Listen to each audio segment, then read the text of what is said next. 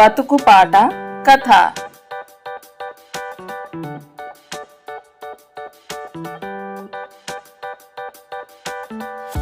ఒకసారి కొన్ని మిడతలు హాయిగా పండుగ చేసుకుంటున్నాయి.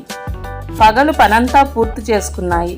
సాయంకాలం కాగానే తమ చిన్న చిన్న పియానోలు, గిటార్లు తీసుకొని పాటలు మొదలుపెట్టాయి.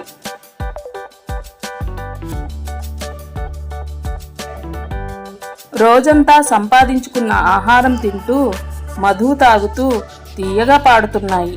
ఆ సాయంత్రం ఆటపాటలతో కోలాహలంగా ఉంది. అటువైపు నుండి పోతున్న గాడిద ఒకటి వాటి సంగీతం విన్నది. అవి పాడుతున్న తీరు దానికి భలే నచ్చింది.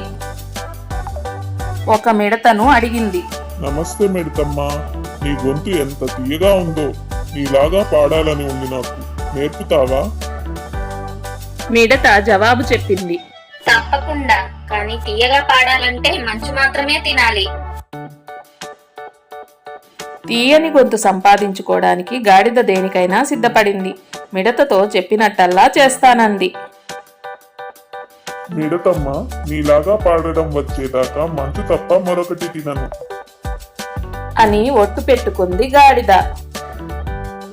అప్పటి నుండి గాడిద మంచు మాత్రమే తినసాగింది. రోజులు గడుస్తున్నాయి. పూర్వం తను ఎలా ఉండేదో తలుచుకుంది ఒకసారి. మరణం ఆసన్నమైనప్పుడు కానీ దానికి తన తప్పు తెలియలేదు. తన గాడిద గొంతుతోనే ఇలా అన్నది, చాలా హాయిగా సుఖంగా ఉండేదాన్ని. నా గొంతు వికారమైంది, కానీ నా జీవితం ఎంతో బాగుండేది.